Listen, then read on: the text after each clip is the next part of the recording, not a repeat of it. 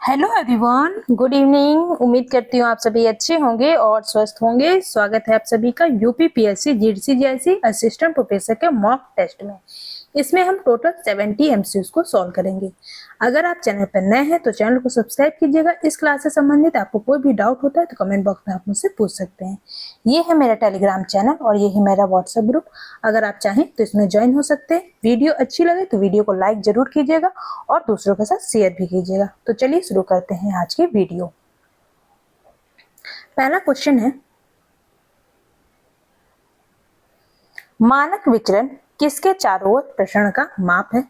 Option A है बहुलक, option B है माध्य, ऑप्शन सी है माध्य और बहुलक दोनों, और ऑप्शन डी है केवल माध्यिका और बहुलक। तो बताइए मानक विचलन किसके चारों ओर प्रसरण का माप है? तो इस क्वेश्चन का जो राइट आंसर होगा वो है ऑप्शन बी, माध्य, मीन। ऑप्शन बी इसका राइट आंसर है। नेक्स्ट क्वेश्चन में ऑथर दिए हैं और उनकी बुक्स दी हैं। आपको मैच करनी है किसने कौन सी पुस्तक लिखी है। Margaret Mead, Jurgen Habermas, Edward Said और मिशेल फूको। मैच कीजिए आप लोग। तो मार्गरेट मीड की पुस्तक है 20th सेंचुरी फेथ। ए का हो जाएगा हमारा 2। जुर्गेन हेबरमास की पुस्तक है टुवर्ड अ रैशनल सोसाइटी, तो बी का हो जाएगा हमारा 1। एडवर्ड सेड की पुस्तक है ओरिएंटलिज्म, तो सी का हो जाएगा हमारा 4। और मिशेल फूको की पुस्तक है द आर्कियोलॉजी ऑफ नॉलेज, तो सी का हो जाएगा डी का हो जाएगा 3। तो इस क्वेश्चन का जो राइट आंसर है 2143। ऑप्शन देखिए, ऑप्शन बी इसका राइट आंसर है। टुवर्ड अ रैशनल सोसाइटी ये पुस्तक है आपके जुर्गेन हेबरमास की। 20th सेंचुरी फेथ ये पुस्तक है मार्गरेट मीड की।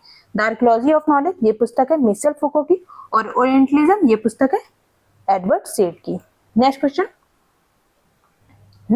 जो भी हम लोगों ने सॉल्व किया, ओरिएंटलिज्म के लेखक कौन है? Option A Michel Foucault, option B है एडवर्ड सेड, ऑप्शन सी है जे हेबरमास और ऑप्शन डी है मार्गरेट मीड। तो बताइए ओरिएंटलिज्म के लेखक कौन है? तो इसके लेखक है एडवर्ड सेड। ऑप्शन बी इसका राइट आंसर है। ये किससे संबंधित है? इन्होंने उपनिवेशवाद की अवधारणा दी थी।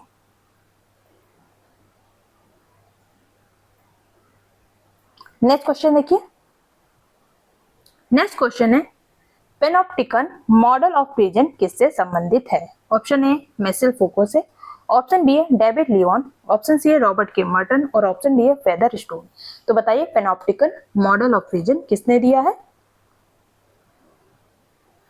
तो इसका सबसे पहले प्रयोग जो किया था जेरमी बेंथम ने किया था। किसने? जेरमी बेंथम ने किया था। देन बाद में इसका प्रयोग किया मिशेल फूको ने। ऑप्शन ए इसका राइट आंसर है। नेक्स्ट क्वेश्चन देखिए। नेक्स्ट क्वेश्चन है, सर्विलांस सोसाइटी की अवधारणा किससे संबंधित है? सर्विलांस सोसाइटी मतलब निगरानी समाज। तो बताइए ये अवधारणा किसने दी है?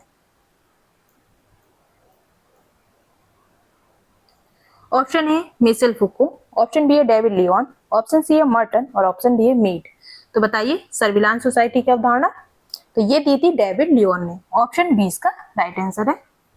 नेक्स्ट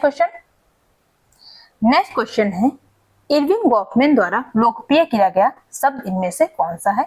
ऑप्शन ए विशेष संस्थाएं, ऑप्शन बी है कृत्रिम संस्थाएं, ऑप्शन सी है संपूर्ण संस्थाएं और ऑप्शन डी है खुली संस्थाएं। तो बताइए इरविंग गॉफमैन ने कौन सा शब्द दिया था? तो इन्होंने टोटल इंस्टीट्यूशन का कॉन्सेप्ट दिया था, संपूर्ण संस्थाएं। ऑप्शन सी इसका राइट आंसर है। किस पुस्तक में दिया था? तो इनकी पुस्तक है एसाइलम। इस पुस्तक में इन्होंने टोटल इंस्टीट्यूशन की अवधारणा दी थी। एसाइलम्स में इन्होंने संपूर्ण संस्थाओं की अवधारणा दी। संपूर्ण संस्थाएं के अंतर्गत हम किसे किसे रखते हैं? तो इसके अंतर्गत हम रखेंगे जेल को, आश्रम को, अस्पताल को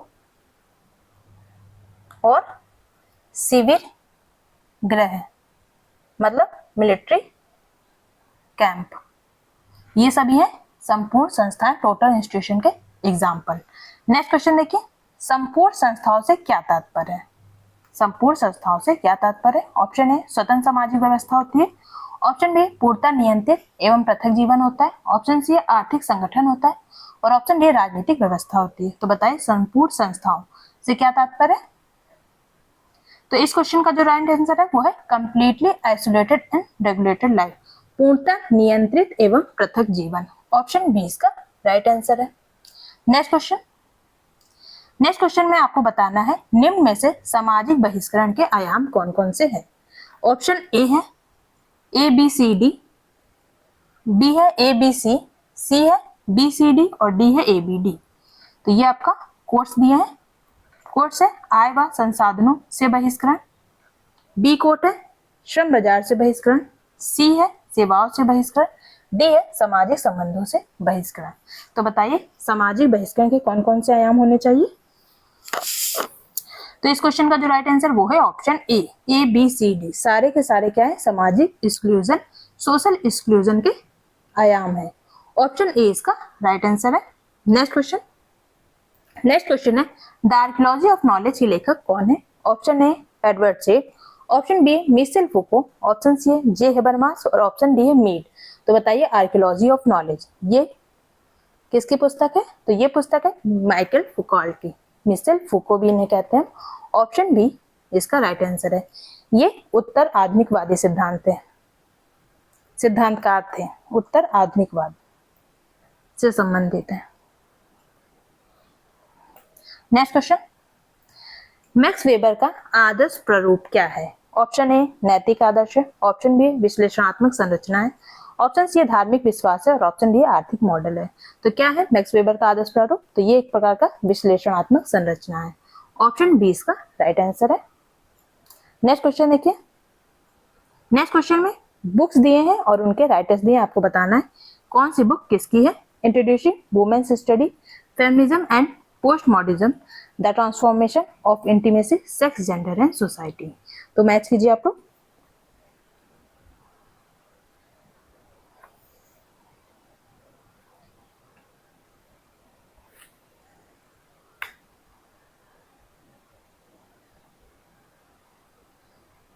बताइए इसका कौन सा ऑप्शन सही होगा।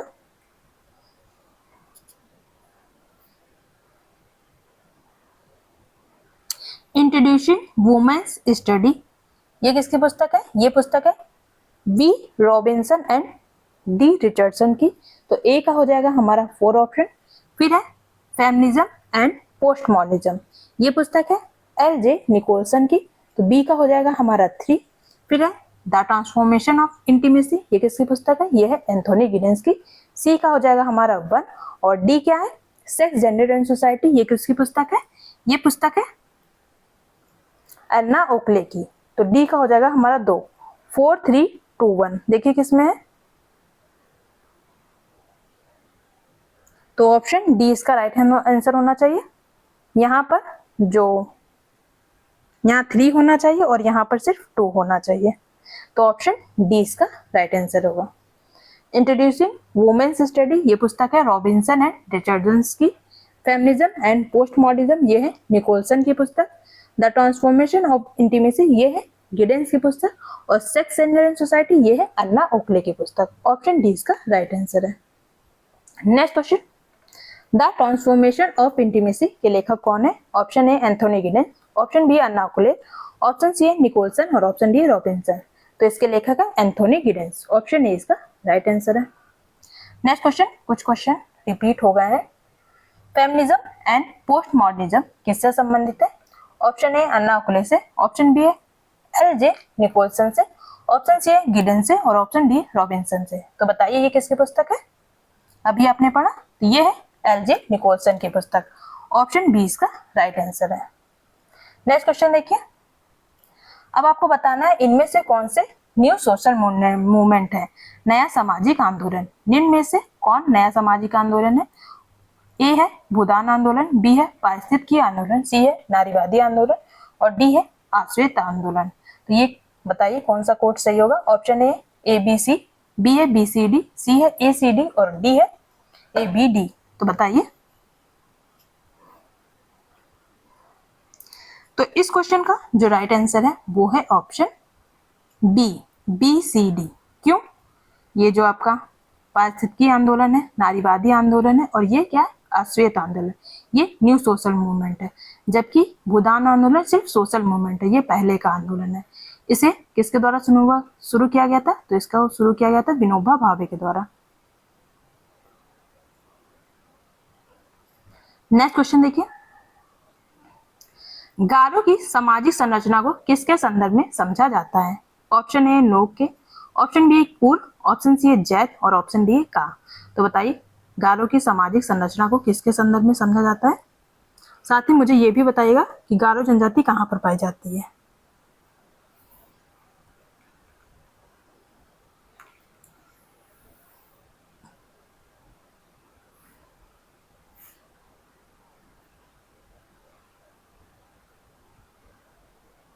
तो इस क्वेश्चन का जो राइट आंसर है वो है ऑप्शन ए नोक।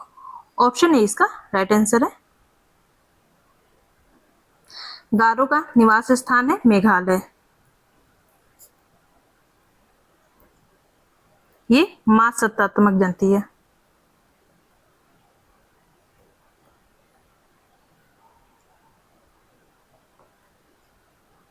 नेक्स्ट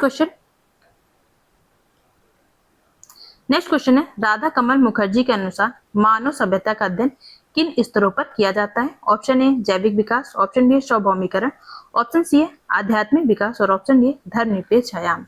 तो बताइए किस आधार पर किया जाता है मानव सभ्यता का अध्ययन राधा कमल मुखर्जी के अनुसार?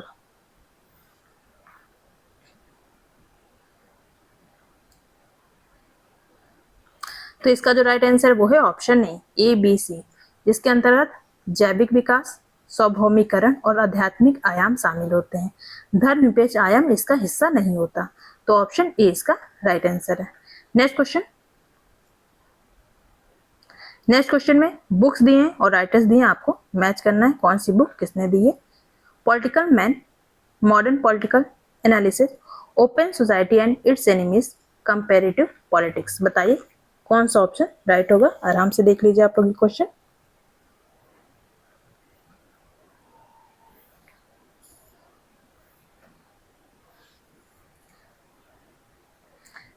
पहली पुस्तक है politics man the social basics of politics. ये किसकी पुस्तक है? ये है एस एन लिमसेट की पुस्तक। ए का हो जाएगा हमारा 4। फिर पुस्तक है मॉडर्न पॉलिटिकल एनालिसिस। ये किसकी पुस्तक है? ये पुस्तक है रॉबर्ट ए डहल की। किसकी है? रॉबर्ट ए डहल की। तो बी का हो जाएगा हमारा 3। फिर पुस्तक है open society and its enemy. ये किसकी पुस्तक है? ये पुस्तक है कार्ल पॉपर की। तो सी का हो जाएगा हमारा 2। फिर है comparative politics a development approach. ये पुस्तक है आलमंड और पावेल की। तो डी का हो जाएगा हमारा 1। 4 3 2 1 किस ऑप्शन में? ऑप्शन ए इसका राइट आंसर है। Next question, open society and its enemy के लेखक कौन है? Option A Karl Popper, option B Robert Dahl, option C है लिप्सेक और ऑप्शन डी है आलमंड। तो बताइए open society and its enemies के लेखक कौन है? तो इसके लेखक हैं आपके कार्ल पॉपर। ऑप्शन ए इसका राइट आंसर है। नेक्स्ट क्वेश्चन, निम्न में से कौन संस्कृति का भाग नहीं है? ऑप्शन ए संचार, ऑप्शन बी धर्म, ऑप्शन सी है फैमिली यूनिट पारिवारिक इकाई और ऑप्शन डी है प्रथा। तो बताइए इनमें से कौन सा संस्कृति का भाग नहीं है, कल्चर का? तो इसका जो राइट आंसर है वो है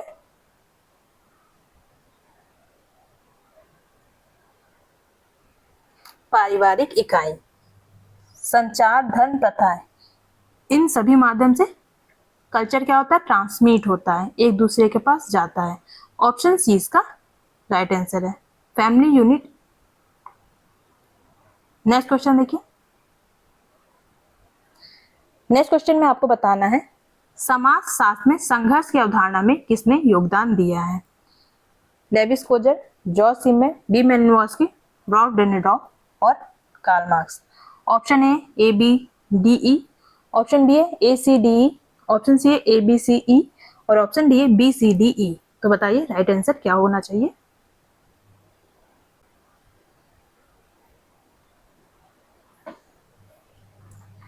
तो मेलिनोव्स्की को छोड़कर सभी क्या है? संघर्ष की अवधारणा से संबंधित है। तो ए बी डी ई होना चाहिए। ऑप्शन ए इसका राइट आंसर है। Lewis Coser, George Simmel, Ralf Dahrendorf और कार्ल मार्क्स। नेक्स्ट क्वेश्चन देखिए। मॉडर्न पॉलिटिकल एनालिसिस के लेखक कौन है? Modern political analysis, option A Robert Dahl, option B है कार्ल पॉपर, ऑप्शन सी है आलमंड और ऑप्शन डी लिप्सेट। तो बताइए कौन है?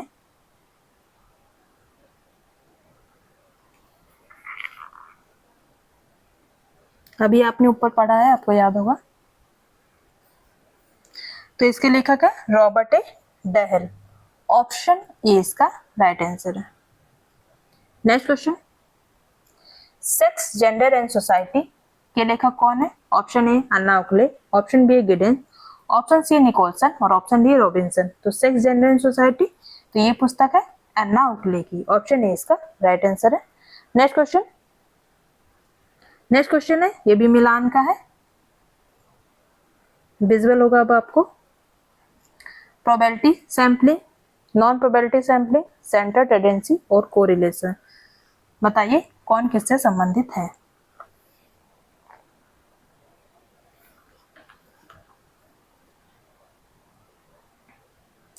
तो प्रोबेबिलिटी सैंपलिंग का एग्जांपल क्या है? Random sampling. तो ए का हो जाएगा हमारा 3। नॉन प्रोबेबिलिटी सैंपलिंग का एग्जांपल क्या है? परपसिव सैंपलिंग। तो पी का हो जाएगा हमारा 4। सेंटर टेंडेंसी, ये क्या है? माध्यिका है। तो सी का हो जाएगा हमारा 2 और कोरिलेशन कार्ल पियर्सन कोएफिशिएंट। तो डी का हो जाएगा हमारा 1। 3 4 2 1, देखिए किसमें है? ऑप्शन बी इसका राइट आंसर है। नेक्स्ट क्वेश्चन, फिर भी आपको अगर लगता है किसी क्वेश्चन में कोई भी डाउट तो आप कमेंट बॉक्स में मुझे बता सकते हैं। Random sample is associated with, कुछ क्वेश्चन इसमें मेरे को लग रहा है जो मिलान वाले दिए हैं उसको रिपीट कर दिए गए हैं। ऑप्शन ए संभवता नमूना से संबंधित है, ऑप्शन बी गैर संभवता नमूना से, ऑप्शन सी केस अध्ययन से संबंधित है और ऑप्शन डी अवलोकन से संबंधित है। तो बताइए यादृच्छिक नमूना किससे संबंधित है? तो ये संबंधित है प्रोबेबिलिटी सैंपलिंग, संभवता नमूना से, ऑप्शन ए इसका राइट आंसर है। नेक्स्ट क्वेश्चन है, परपसिव सैंपलिंग बिलोंग्स टू, उद्देश्यपूर्ण नमूना किसमें आता है? ऑप्शन ए प्रोबेबिलिटी सैंपलिंग में, option B non probability sampling में, ऑप्शन सी एक्सपेरिमेंटल मेथड में और ऑप्शन डी सेंसस में। तो बताइए। तो आप लोग परेशान मत होइए, 10 क्वेश्चन मैं आपको अलग से कराऊंगी 70 के बाद, ताकि जो क्वेश्चन रिपीट हुए हैं उसकी भरपाई कर सको। तो इसका जो राइट आंसर वो है option B non probability sampling. Next question, Karl Pearson coefficient is used to measure, Karl Pearson गुणांक मापता है, किसे मापता है? ऑप्शन ए डिस्पर्सन को, ऑप्शन बी है कोरिलेशन को, ऑप्शन सी सेंटर टेंडेंसी को और ऑप्शन डी रिग्रेशन को। तो किसे मापता है? कार्ल पियर्सन गुणांक। तो ये मापता है सहसंबंध कोरिलेशन को, ऑप्शन बी इसका राइट आंसर है। नेक्स्ट क्वेश्चन देखिए, मीडियन इज मेजर ऑफ, माध्यिका किसका मापक है? ऑप्शन ए प्रसरण का, ऑप्शन बी सहसंबंध का, ऑप्शन सी सेंटर टेंडेंसी का और ऑप्शन डी स्क्यूनेस का। तो ये मापक है केंद्रीय प्रवृत्ति का। मीन मीडियन मोड इसके अंतर्गत आते हैं। क्या क्या आते हैं? मीन आता है, मीडियन आता है और मोड आता है, माध्य, माध्यिका और बहुलक। नेक्स्ट क्वेश्चन देखिए, नेक्स्ट क्वेश्चन में बुक्स दी हैं और राइटर्स दिए हैं, आपको बताना है। Stone age economics, the gift, the philosophy of money, the gift relationship, बताइए किसने कौन सी पुस्तक लिखी है?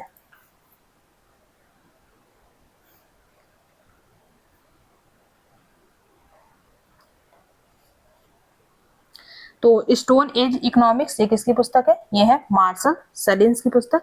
तो ए का हो जाएगा हमारा 2, फिर है द गिफ्ट, ये किसकी पुस्तक है? ये है मार्शल मॉस की पुस्तक। तो बी का हो जाएगा हमारा 3, द फिलॉसफी ऑफ मनी, ये किसकी पुस्तक है? ये है जॉर्ज सिम्बल की पुस्तक। सी का हो जाएगा हमारा 1, द गिफ्ट रिलेशनशिप, ये किसकी पुस्तक है? ये है रिचर्ड टिटमस की पुस्तक है। तो डी का हो जाएगा हमारा 4, 2 3 1 4, देखिए किसमें है? 2 3 1 4, ऑप्शन ए इसका राइट आंसर है। नेक्स्ट क्वेश्चन देखिए, द गिफ्ट के लेखक कौन है? Option A Marcel Mauss, option B Marshall Sahlins, option C George Simmel और ऑप्शन डी रिचर्ड टिटमस।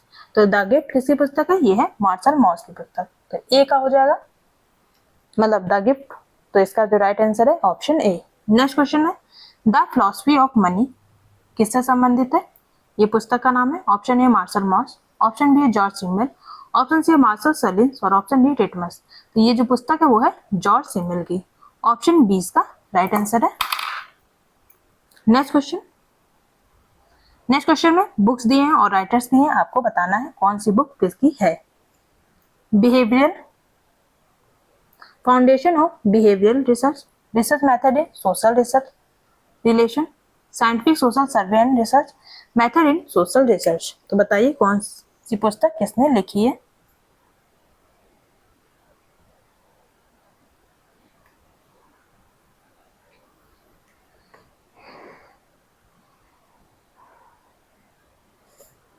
तो रिसर्च नहीं, फाउंडेशन ऑफ बिहेवियर रिसर्च ये किसकी पुस्तक है? ये है कार्लिंगर की पुस्तक है।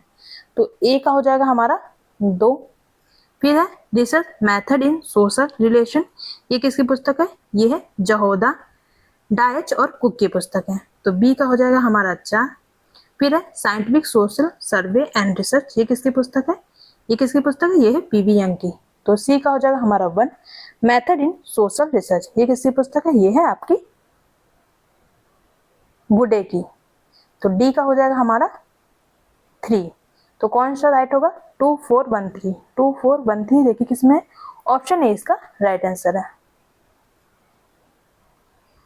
नेक्स्ट क्वेश्चन,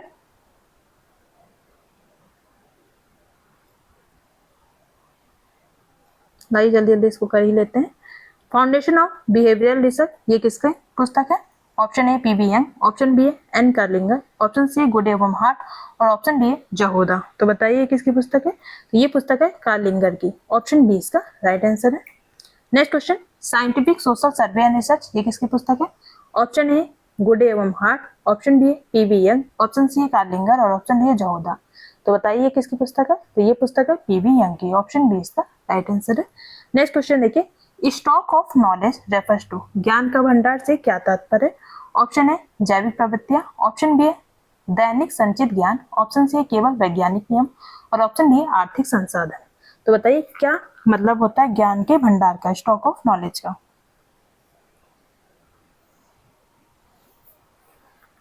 तो इसका मतलब होता है एक्यूमुलेटेड एवरीडे नॉलेज, दैनिक संचित ज्ञान। ऑप्शन बी इसका राइट आंसर है।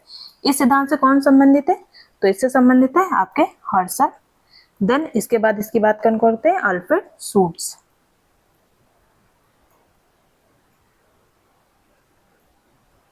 Next question, social reality is constructed through, सामाजिक वास्तविकता किससे निर्मित होती है? ऑप्शन ए लॉ से, option B stock of knowledge ज्ञान के भंडार से, ऑप्शन सी टेक्नोलॉजी से तकनीक से और ऑप्शन डी रिलीजन धर्म से। तो बताइए किससे कंस्ट्रक्ट होती है सामाजिक वास्तविकता? तो ये कंस्ट्रक्ट होती है स्टॉक ऑफ नॉलेज ज्ञान के भंडार से। ऑप्शन बी इसका राइट आंसर है। Next question, frame of reference help to, संदर्भ ढांचा सहायता करता है किसमें? ऑप्शन ए समाज को अनदेखा करने में, ऑप्शन बी है इंटरप्रेटेड सिचुएशन परिस्थितियों की व्याख्या करने में, ऑप्शन सी है अंतःक्रिया से बचने के लिए और ऑप्शन डी है अर्थव्यवस्था नियंत्रित करना। तो बताइए संदर्भ ढांचा किसमें सहायता करता है?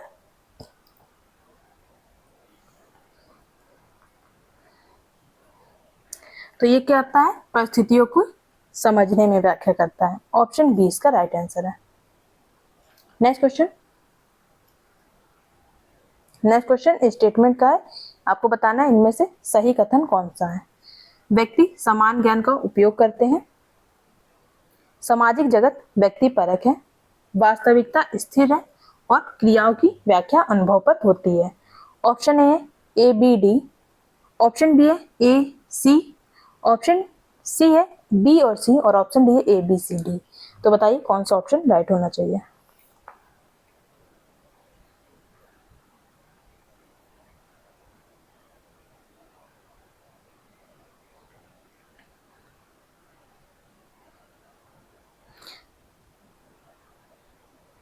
तो इसमें सम्मिलित होगा ए बी और डी।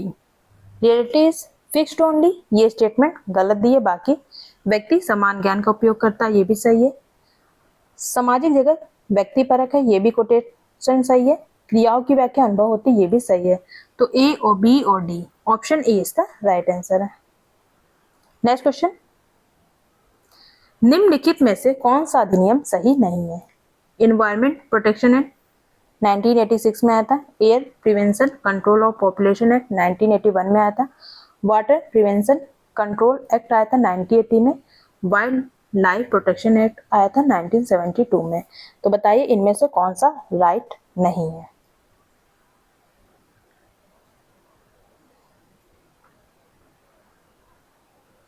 तो इसका जो सही आंसर होगा वो है option C, water prevention act. जल प्रदूषण निवारण और नियंत्रण अधिनियम, ये 1980 में नहीं आया था। कब आया था? 1974 में आया था। 1980 में क्या आया था? कमेंट बॉक्स में मुझे बताइए। नेक्स्ट क्वेश्चन देखिए, पर्यावरण संरक्षण अधिनियम किस वर्ष पारित हुआ था? ऑप्शन ए 1972 में, ऑप्शन बी है 1981 में, ऑप्शन सी है 1986 में और ऑप्शन डी है 1990 में। तो बताइए कब आया था पर्यावरण संरक्षण अधिनियम?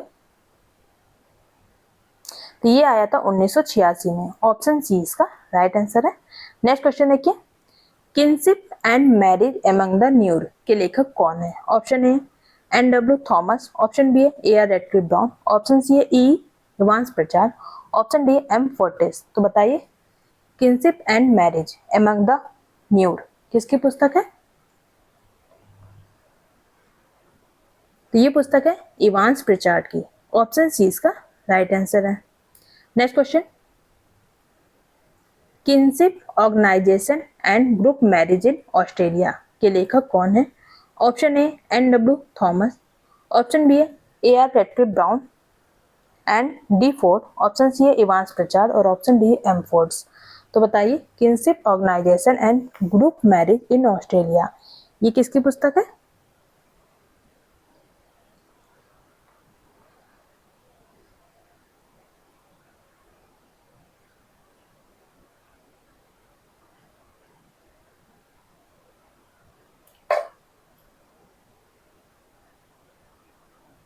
तो ये जो पुस्तक है वो है N.W. थॉमस के द्वारा लिखी गई है। ऑप्शन ए इसका राइट आंसर है।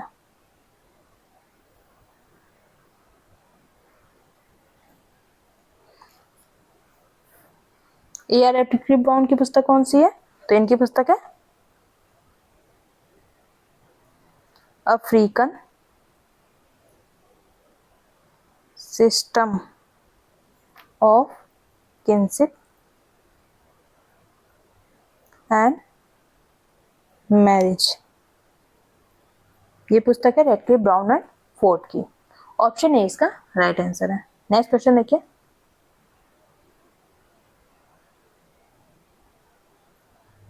जो मैंने बताया भैया अभी क्या, African system of kinship and marriage ये किसी की पुस्तक है? Option A N.W. थॉमस की, ऑप्शन बी है A.R. Radcliffe Brown and Forde की, ऑप्शन सी है इवांस प्रचार की और ऑप्शन डी M. फोर्ड्स की।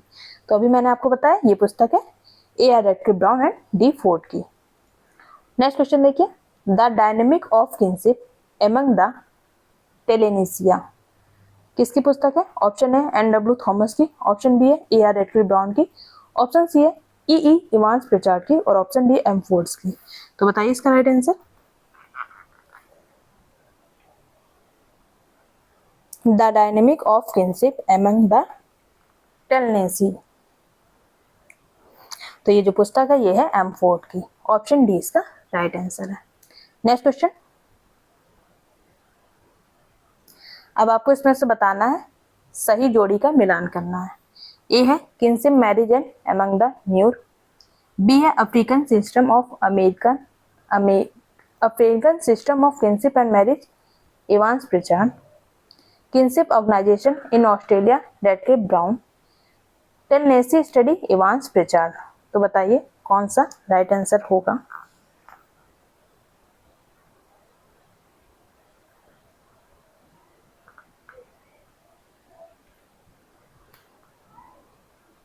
तो kinship marriage among the Nuer ये किसकी है? ये है इवांस प्रचार की पुस्तक। किसकी है? इवांस प्रचार की। इवांस प्रीचार्ड की पुस्तक है। देन है African system of principle and marry, ये किसकी पुस्तक है? ये है आपके ब्राउन और फोर्ड की पुस्तक है, AR Radcliffe Brown and Forde, ठीक है। देन है किनशिप ऑर्गेनाइजेशन इन ऑस्ट्रेलिया, ये किसकी पुस्तक है? ये पुस्तक रेडक्लिफ ब्राउन की है, यही ऑप्शन हमारा सही होगा। देन है टेनेसी स्टडी, ये भी हम लोगों ने पढ़ा, ये किसकी पुस्तक है? ये है मेयर फोर्टस की।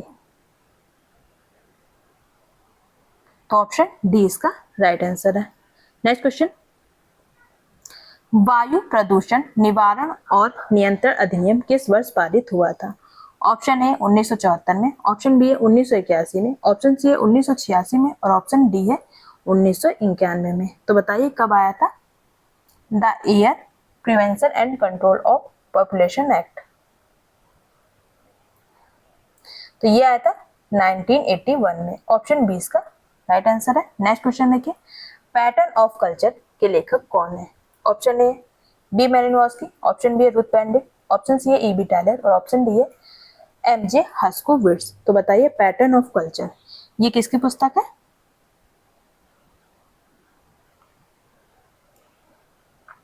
तो ये जो पुस्तक है ये है रुथ बेंडिक की पुस्तक। ऑप्शन बी इसका राइट आंसर है।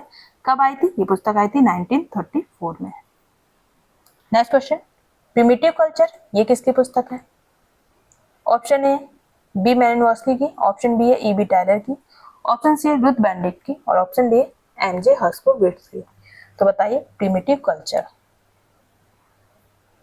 तो ये जो पुस्तक है E.B. टायलर की है। ऑप्शन बी इसका राइट आंसर है। नेक्स्ट क्वेश्चन,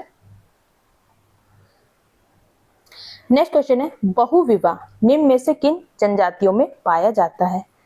नागा में, Gond, Baiga, Toda. Option A ABC, option B A और बी, ऑप्शन सी है ए और सी और ऑप्शन डी है ABCD। तो बताइए बहुविवाह निम्न में से पॉलीजिनी किस में पाया जाता है?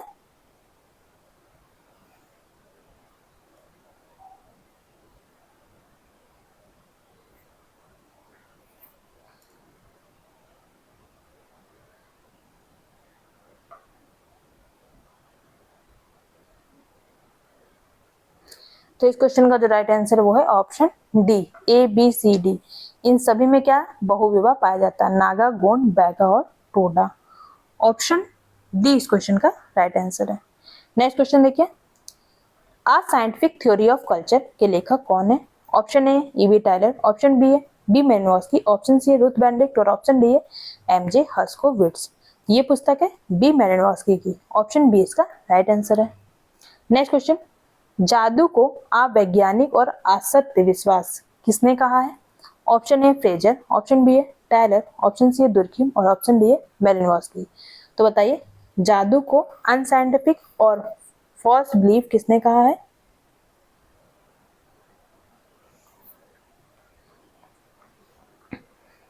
तो ये जो कोटेशन है ये है फ्रेजर की। ऑप्शन ए इसका राइट आंसर है। नेक्स्ट क्वेश्चन देखिए, जनजातीय क्षेत्र को राष्ट्रीय पार्क में बदलने की बात किसने कही?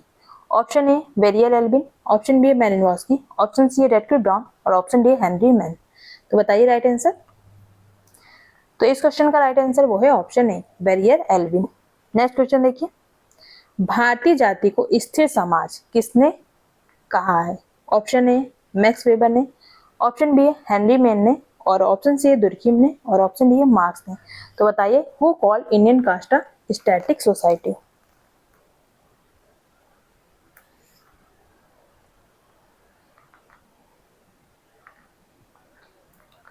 तो इस क्वेश्चन का जो राइट आंसर है वो है option B Henry Maine. Option B इसका राइट आंसर है।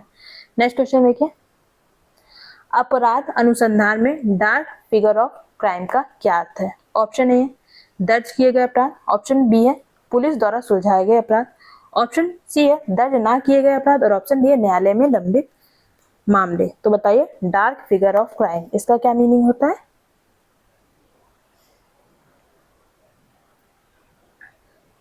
तो इसका मतलब होता है दर्ज ना किए गए अपराध। ऑप्शन सी इसका राइट आंसर है। Next question, white collar crime शब्द किसने दिया था? सफेद पोश अपराध। Option A Karl Marx, option B है इमानुएल दुर्खिम, ऑप्शन सी है एडविन सदरलैंड और ऑप्शन डी है मैक्स वेबर। तो बताइए राइट आंसर क्या होना चाहिए? White collar crime.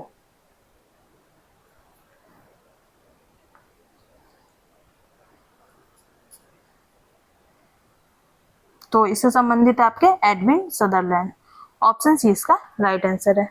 Next question,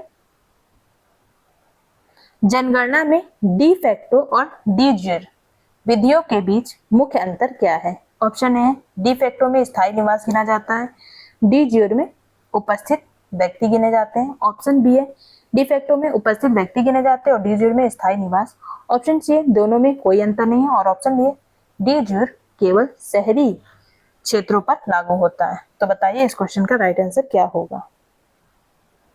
ये एक नया कॉन्सेप्ट है।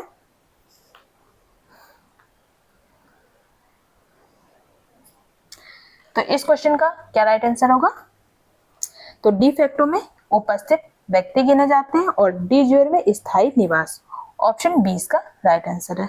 नेक्स्ट क्वेश्चन, सतत विकास लक्ष्य में जेंडर इक्वालिटी किस लक्ष्य से संबंधित है? आपको बताना है जेंडर इक्वालिटी किस पर आता है। ऑप्शन ए है गोल 3 पर, ऑप्शन बी है गोल 4 पर, ऑप्शन सी है गोल 5 पर और ऑप्शन डी है गोल 6 पे। तो बताइए राइट आंसर क्या होगा?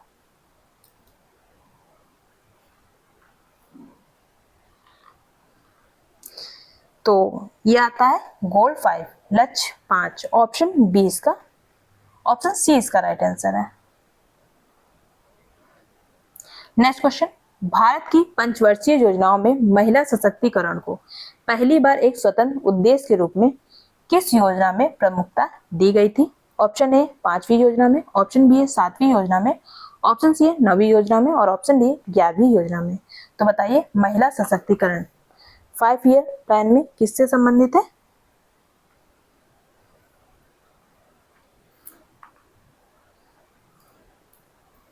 तो ये संबंधित है 9वीं योजना से, ऑप्शन सी इसका राइट आंसर है। कब से कब तक? तो 9वीं पंचवर्षीय योजना कब आई थी? 1997 से 2002 तक इसका समय था, ऑप्शन सी इसका राइट आंसर है। नेक्स्ट क्वेश्चन, हाल ही में पारित वुमन रिजर्वेशन बिल नारी शक्ति वंदन अधिनियम के अनुसार लोकसभा और राज्यसभाओं में महिलाओं के लिए कितना आरक्षण प्रस्तावित है? ऑप्शन ए 25%, ऑप्शन बी है 30%, ऑप्शन सी है 33% और ऑप्शन डी है 50%। तो बताइए राइट आंसर कितना प्रतिशत रखा गया है रिजर्वेशन विधानसभाओं में?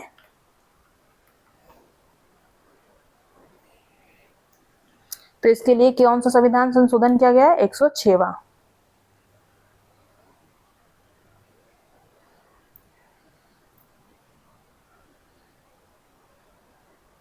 तो कितना सीट आरक्षित है? 1/3 मतलब 33%, ऑप्शन सी इसका राइट आंसर है। नेक्स्ट क्वेश्चन, सामाजिक स्त्रीकरण असर्शन दिया है सामाजिक स्त्रीकरण सभी समाजों की स्वाभाविक विशेषता है। रीजन दिया है जल संसाधनों के समान वितरण को सुनिश्चित करती है। Option A and R true है, आर ए की सही एक्सप्लेनेशन है, option B A R true है पर आर ए की सही एक्सप्लेनेशन नहीं है, ऑप्शन सी ए ट्रू है लेकिन आर फॉल्स है और ऑप्शन बी ए फॉल्स है लेकिन आर ट्रू है। तो बताइए कौन सी स्टेटमेंट सही है कौन सी गलत, कौन सा ऑप्शन राइट होगा?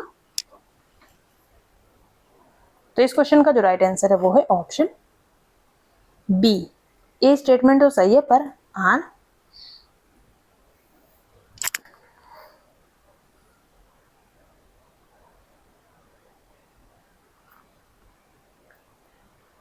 सॉरी इसका जो राइट आंसर है ए स्टेटमेंट सही है पर आर सही नहीं है,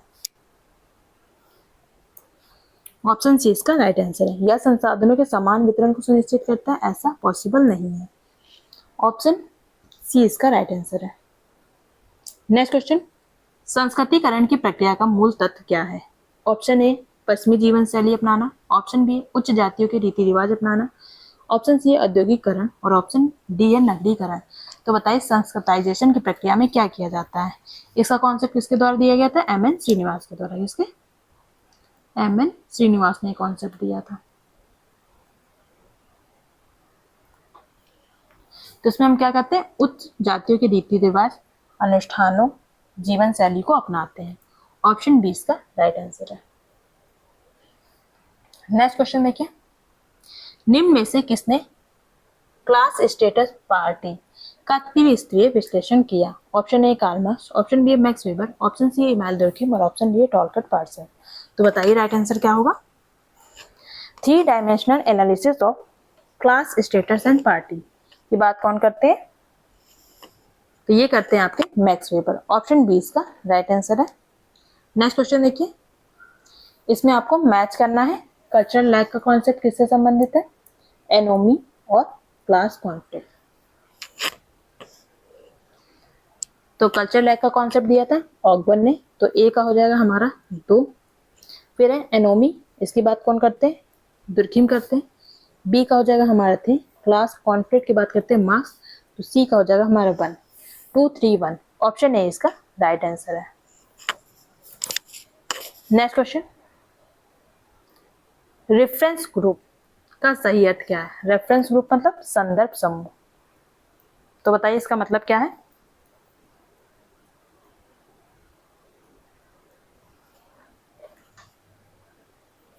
ऑप्शन ए सदस्यता समूह, ऑप्शन बी आदर्श या तुलना समूह, ऑप्शन सी केवल परिवार, केवल कार्यस्थल, ऑप्शन डी।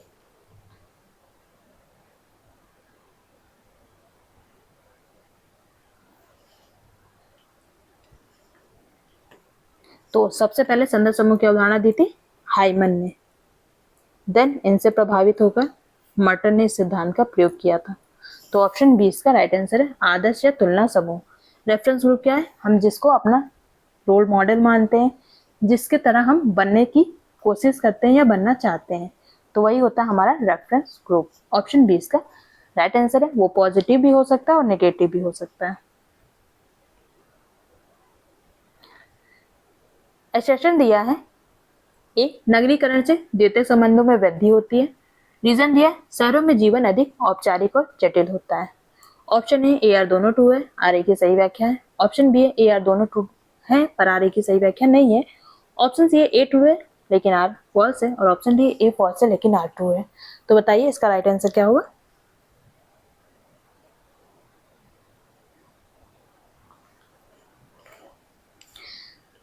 तो इसका जो राइट आंसर वो है ऑप्शन ए आर दोनों ट्रू है और आर ए की सही व्याख्या है। नगरीकरण से द्वितीय संबंधों में वृद्धि होती है क्योंकि शहरों में जीवन अधिक औपचारिक और जटिल होता है। नेक्स्ट क्वेश्चन, सामाजिक तत्व की सबसे महत्वपूर्ण विशेषता क्या है? ऑप्शन ए व्यक्तिगत होती है, ऑप्शन बी बाह्य और बाध्यकारी होती है, ऑप्शन सी भावनात्मक होती है, और ऑप्शन डी काल्पनिक होती है। तो बताइए क्या होता है सामाजिक तत्व की विशेषता? तो ये होती है एक्सटर्नल और कोहर्सिव। ऑप्शन बी इसका राइट आंसर है। देन इसके बाद क्या होता है? जनरल भी होती है, सामान्य भी होती है। और दुर्कheim ने आत्महत्या को सामाजिक तत्व के अंतर्गत रखा था, आत्महत्या सुसाइड को। नेक्स्ट क्वेश्चन,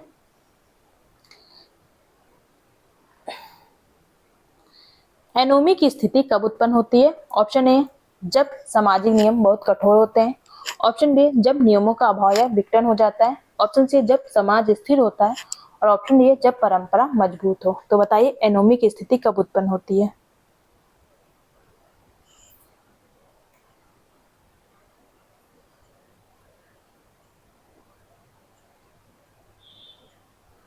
तो इस क्वेश्चन का जो राइट आंसर है वो है ऑप्शन बी, जब नियमों का अभाव या विघटन हो, when norms break down and absent. Next question, संरचनात्मक कार्यात्मक के अनुसार समाज क्या है? स्ट्रक्चरल फंक्शनलिज्म के अनुसार। ऑप्शन ए संघर्ष का क्षेत्र है, ऑप्शन बी परस्पर जुड़े भागों की प्रणाली है, ऑप्शन सी है केवल आर्थिक संरचना है, और ऑप्शन डी शक्ति संघर्ष है। तो बताइए संरचनात्मक कार्यात्मक के अनुसार समाज क्या है? तो इसमें क्या होते हैं? इसमें सभी इकाइयां आपस में एक दूसरे से जुड़ी होती हैं और मिलकर कार्य करती हैं। ऑप्शन बी इसका राइट आंसर है, परस्पर जुड़े भागों की प्रणाली। नेक्स्ट क्वेश्चन, जाति व्यवस्था की कौन सी विशेषता क्लोज सिस्टम को दर्शाती है, मतलब बंद व्यवस्था को दर्शाती है? ऑप्शन ए अंतर्विवाह, ऑप्शन बी है गतिशीलता, ऑप्शन सी है खुली प्रतिस्पर्धा, ऑप्शन डी है अर्जन अचीवमेंट। तो बताइए बंद व्यवस्था को कौन सी विशेषता दर्शा रही है? तो इसका जो राइट आंसर वो है ऑप्शन ए एंडोगोमी, अंतर्विवाह। ऑप्शन ए इसका राइट आंसर है। Next question, great and little tradition का संबंध किससे है?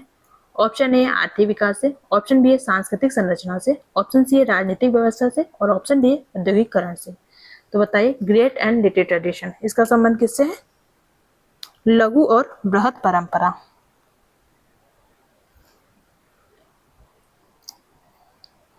तो सबसे पहले ये कॉन्सेप्ट किसने दिया था? ये कॉन्सेप्ट दिया था रॉबर्ट रेडफील्ड ने। किसने? रेडफील्ड ने।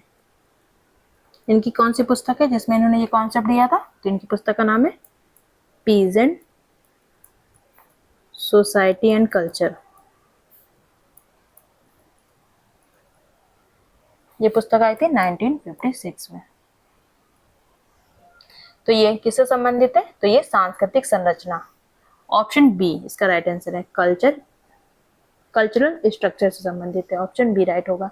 नेक्स्ट क्वेश्चन देखिए, निम्न में से कौन अप्रकट प्रकार का उदाहरण है? ऑप्शन ए स्कूल में शिक्षा देना, ऑप्शन बी सामाजिक नेटवर्क बनाना, ऑप्शन सी है कानून बनाना और ऑप्शन डी है कर वसूली करना। तो बताइए अप्रकट प्रकार का उदाहरण इनमें से कौन सा है?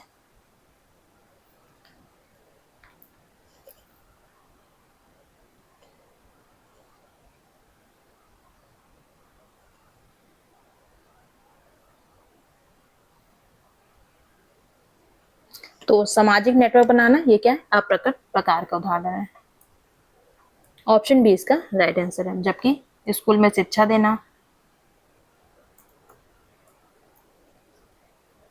कानून बनाना और कर वसूली ये सभी क्या है? प्रकट प्रकार के उदाहरण है, मतलब मैनिफेस्ट फंक्शन के।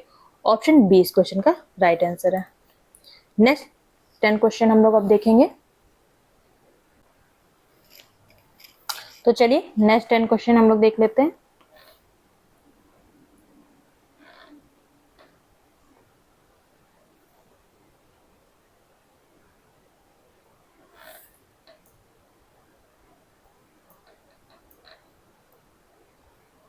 नेक्स्ट क्वेश्चन है, राजनीतिक दल समाज में मौलिक को प्रतिबिंबित करते हैं और पार्टी समाज का एक हिस्सा होती है, इस प्रकार उनमें भागीदारी शामिल होती है।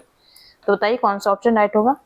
ऑप्शन ए सामाजिक विभाजन, ऑप्शन बी है आर्थिक प्रभाव इकोनॉमिक डिवीजन, ऑप्शन सी है धार्मिक विभाजन रिलीजियस डिवीजन, ऑप्शन डी है राजनीतिक विभाजन पॉलिटिकल डिवीजन। तो बताइए राजनीतिक दल समाज में किसे प्रतिबिंबित करते हैं?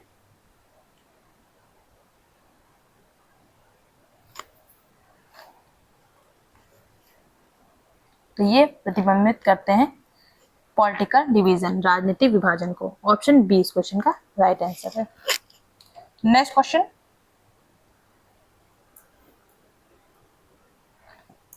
विश्व एनजीओ दिवस प्रतिवर्ष कब मनाया जाता है? ऑप्शन ए 27 जनवरी को, ऑप्शन बी 27 फरवरी को, ऑप्शन सी 27 मार्च को और ऑप्शन डी 27 अप्रैल को। तो बताइए विश्व एनजीओ दिवस, एनजीओ दिवस, तो ये मनाया जाता है 27 फरवरी को। ऑप्शन बी इसका राइट आंसर है। नेक्स्ट क्वेश्चन देखिए, इसमें आपको बताना है औपचारिक संगठन के बारे में इनमें से कौन सा कथन सही है? फॉर्मल ऑर्गेनाइजेशन के बारे में।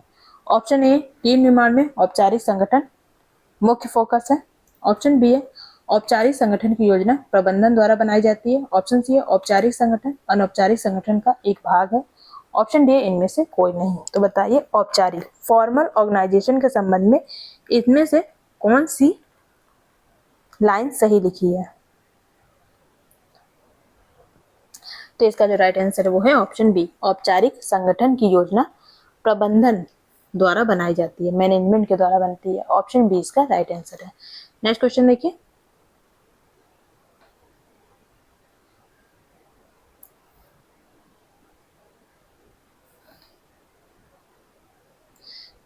वह प्रक्रिया जिसके माध्यम से व्यक्ति राजनीतिक मूल्यों के प्रति जागरूक होता है, the process through which individual become aware political value.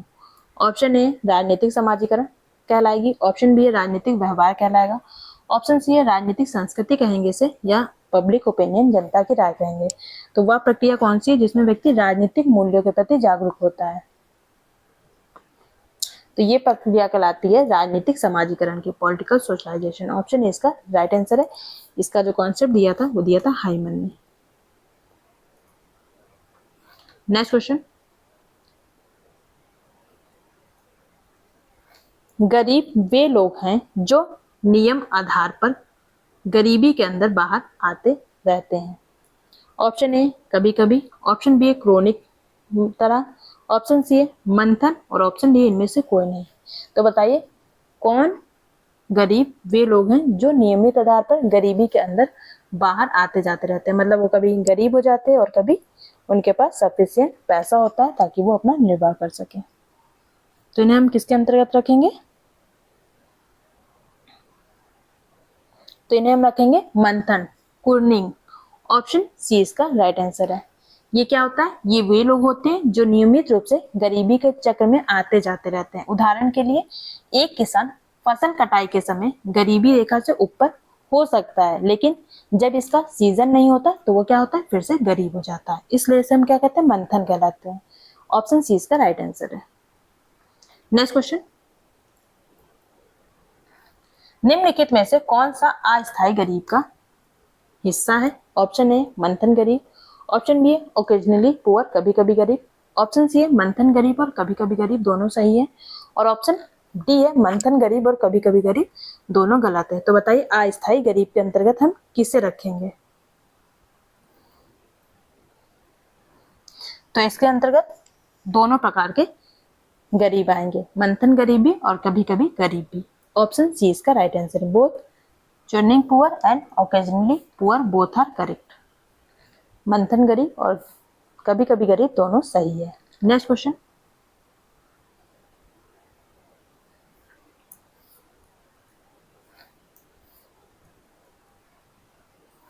शिक्षा का निजीकरण निम्नलिखित में से किसका परिणाम है?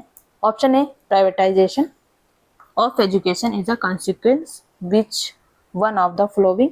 ऑप्शन ए शहरीकरण के कारण, ऑप्शन बी ग्लोबलाइजेशन वैश्वीकरण के कारण, ऑप्शन सी विज्ञान और प्रौद्योगिकी के विकास के कारण, और ऑप्शन डी जनसंख्या में वृद्धि के कारण। तो बताइए किस कारण शिक्षा का निजीकरण हुआ है?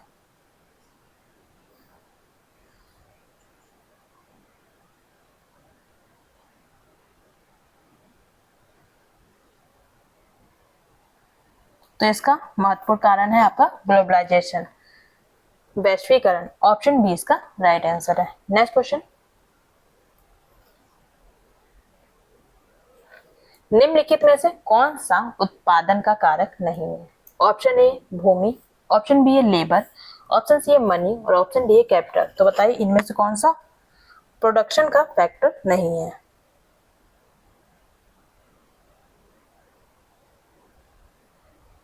तो इसके अंतर्गत पैसा को हम नहीं रखेंगे। ऑप्शन सी इसका राइट आंसर है। लैंड, श्रम और कैपिटल ये तीनों चीजें आएंगी, पर पैसा मनी की बात नहीं की जाती है। ऑप्शन सी इसका राइट आंसर है। नेक्स्ट क्वेश्चन,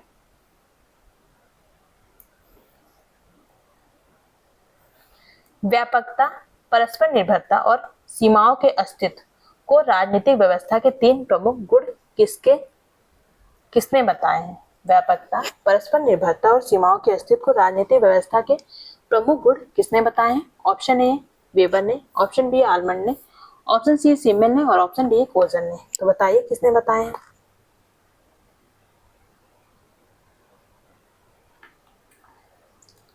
तो ये बताएं आमंड ने। ऑप्शन बी इसका राइट आंसर है। हिंदी में ये बादाम लिख दिया गया, इनका नाम आमंड है। तो ऑप्शन बी इसका राइट आंसर है। नेक्स्ट क्वेश्चन और आज की वीडियो का लास्ट क्वेश्चन है। कुछ क्वेश्चन मेरे से रिपीट हो गए थे, इसलिए मैंने आपको 10 क्वेश्चन एक्स्ट्रा करा दिए। निम्नलिखित में से कौन सा सिद्धांत राजविहीन समाज की अवधारणा से संबंधित है? ऑप्शन ए समाजवाद, ऑप्शन बी व्यक्तिवाद, ऑप्शन सी आइडियलिज्म, और ऑप्शन डी एनार्किज्म। तो बताइए राजविहीन समाज की अवधारणा किससे संबंधित है?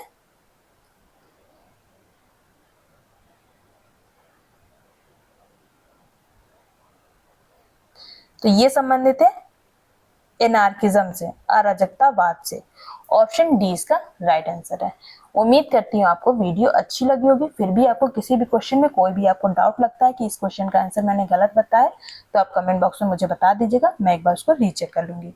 वीडियो देखने के लिए आपका बहुत बहुत धन्यवाद। मिलते हैं कल इसी टाइम पे। Bye bye, good night, take care.